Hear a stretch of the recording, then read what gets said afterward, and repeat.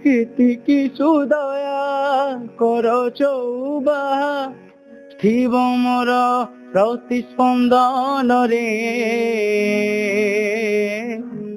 ମିଶୁ ମୋର ଦେହ ଶ୍ରୀକ୍ଷେତ୍ର ମାଟିରେ ମିଶୁ ମୋର ଦେହ ଶ୍ରୀକ୍ଷେତ୍ର ମାଟିରେ।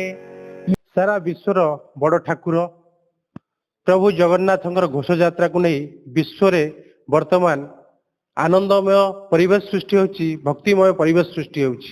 ତେବେ ନିଶ୍ଚିତ ଭାବେ କହିବା ଅନେକ ଗୀତିକାର ହୁଅନ୍ତୁ, ଅନେକ କଣ୍ଠଶିଳ୍ପୀ ହୁଅନ୍ତୁ, ଯେଉଁମାନେ କି ଜଗନ୍ନାଥଙ୍କର ସେଇ ଭଜନ ଗାଇ ମୁଗ୍ଧ କରୁଛନ୍ତି, ତୃପ୍ତ କରୁଛନ୍ତି।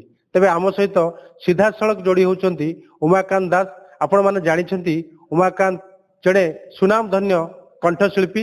ତେବେ ସେ କେନ୍ଦ୍ରାପଡ଼ା ଜିଲ୍ଲାର ପାଇଲ ଗ୍ରାମର ଜଣେ ଯୁବ କଣ୍ଠଶିଳ୍ପୀ ହିସାବରେ ତାଙ୍କର ଅନେକ ଦକ୍ଷତା ରହିଛି। ତେବେ ଆମ ସହିତ ସିଧାସଳଖ ଯୋଡ଼ି ହେଉଛନ୍ତି ଆଉ ସେଇ ଜଗନ୍ନାଥଙ୍କର ଭଜନ ସୁମଧୁର ଭଜନ ଗାଇ ଆପଣଙ୍କୁ ଶୁଣେଇବେ। ଉମାକାନ୍ତ, ସ୍ୱାଗତ କରିବି ନନ୍ଦୀ ଲାଇଭରୁ। ନମସ୍କାର, ଜୟ ଜଗନ୍ନାଥ। ଓଡ଼ିଶାର ଅଗଣିତ ଶ୍ରୋତା ବନ୍ଧୁ ଦର୍ଶକ ବନ୍ଧୁ ମାନଙ୍କୁ ମୁଁ ଉମାକାନ୍ତ ଦାସ ନନ୍ଦୀ ଲାଇଭ ଟିଭିକୁ ସମସ୍ତଙ୍କୁ ସ୍ୱାଗତ କରୁଛି। ଆଶା କରୁଛି ସମସ୍ତେ ପ୍ରଭୁ ଜଗନ୍ନାଥ କାଳିଆ ଶାନ୍ତଙ୍କ କୃପାରୁ ନିଶ୍ଚିତ ଭାବରେ ଭଲରେ ଥିବେ। ଏବଂ ଗୋଟେ କଥା ଯେତେବେଳେ ମୋ ମନକୁ ଆସେ, ମୁଁ ଭାବିଲି ମୁଁ ଯାଇପାରିବି କି ନାହିଁ। ରଥଯାତ୍ରା ଦେଖିବା ପାଇଁ ବହୁତ ଇଚ୍ଛା ଥିଲା, ଯିବା ପାଇଁ ଇଚ୍ଛା ଥିଲା, ଭାବୁଥିଲି ପୁରୀ ଯିବି, କିନ୍ତୁ ମତେ ସେ ନିଜେ ତାଙ୍କ ପାଖକୁ ନେଇ ଆସିଲେ। ମୁଁ ଆମ ଗାଁ ମନ୍ଦିର ବର୍ତ୍ତମାନ ଅଛି, ଆପଣମାନେ ମଧ୍ୟ ଏଇଠି ରଥ ସାମ୍ନାରେ ଅଛି। ଏବଂ ସେଇ ମୋର ଭଜନ ଯୋଉ ଗୀତକୁ ଆପଣମାନେ ଏତେ ମାତ୍ରା ଭଲ ପାଇବା ଏବଂ ଆଶୀର୍ବାଦ ଦେଇଥିଲେ, ମିଶୁ ମୋର ଦେହ ଶ୍ରୀକ୍ଷେତ୍ର ମାଟିରେ, ସେ ଗୀତ ଆପଣମାନଙ୍କ ପାଇଁ ନିହାତି 2 ଲାଇନ୍ ଗାଇବି। ପ୍ରଭୁ ଜଗନ୍ନାଥଙ୍କ ଆଶୀର୍ବାଦରୁ ସମସ୍ତେ ପୁଣି ଥରେ ଭଲରେ ଥାନ୍ତୁ, ଖୁସିରେ ଥାନ୍ତୁ। ଆଶା କରୁଛି ସମସ୍ତଙ୍କୁ ଗୀତଟି ଭଲ ଲାଗିବ। ଜୟ ଜଗନ୍ନାଥ।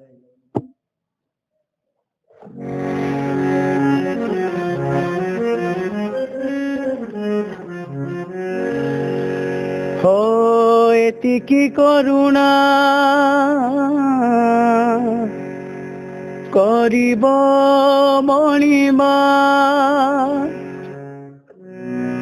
ଆଶା ମୋର এই জীবନରେ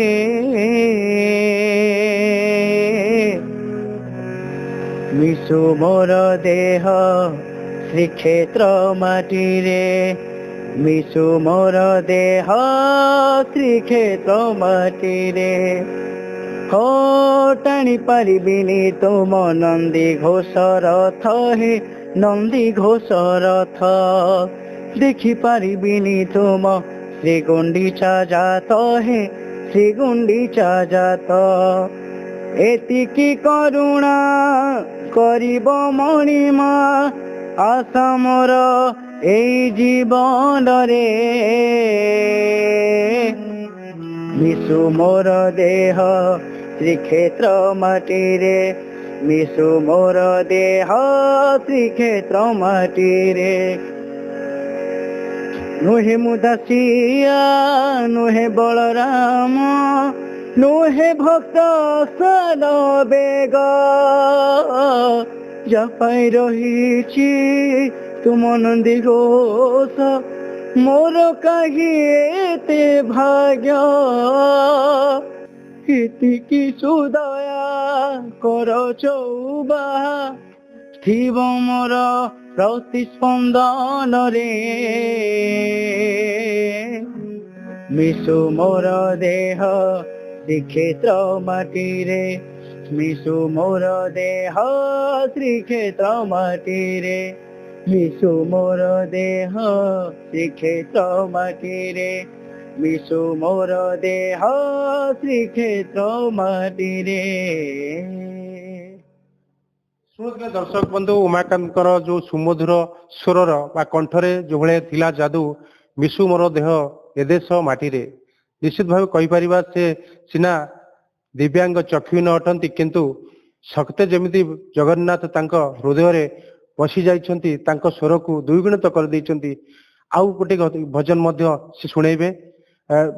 ଉମାକାନ୍ତ, ଆଉ ଗୋଟେ ଭଜନ ଯେ ଜଗନ୍ନାଥଙ୍କର ଭଜନ ଯୋଉଟା କି ସୁପର ହିଟ୍ ହେଇଥିଲା ସେ ସମୟରେ। ହଁ ସେଇଟା ତ ମୋର କ୍ୟାରିୟରର ପ୍ରଥମ ଗୀତ ଥିଲା ଯୋଉଟା ମୁଁ ଗାଇଥିଲି ଷ୍ଟୁଡିଓରେ ଗାଇଥିଲି। ସେଟା ବହୁତ ପାଖାପାଖି 10 ରୁ 15 ମିଲିୟନ ପାଖାପାଖି ଲୋକମାନେ ଭଲ ପାଇବା ଦେଇଥିଲେ ଅଗଣିତ ଓଡ଼ିଶାବାସୀ। ତ ସେଇ ଭଜନ ଦର୍ଶନ ଦେହେ ପ୍ରଭୁ କଳା ଶାନ୍ତ ନାଗାର୍ଜୁନ ବେଶ ତୁମ ଦେଖୁ ଜଗତ ସମସ୍ତଙ୍କୁ ଆଉ ଥରେ ପୁଣି ଧନ୍ୟବାଦ ଦେଇ ଗାଇବି ସେ ଭଜନ।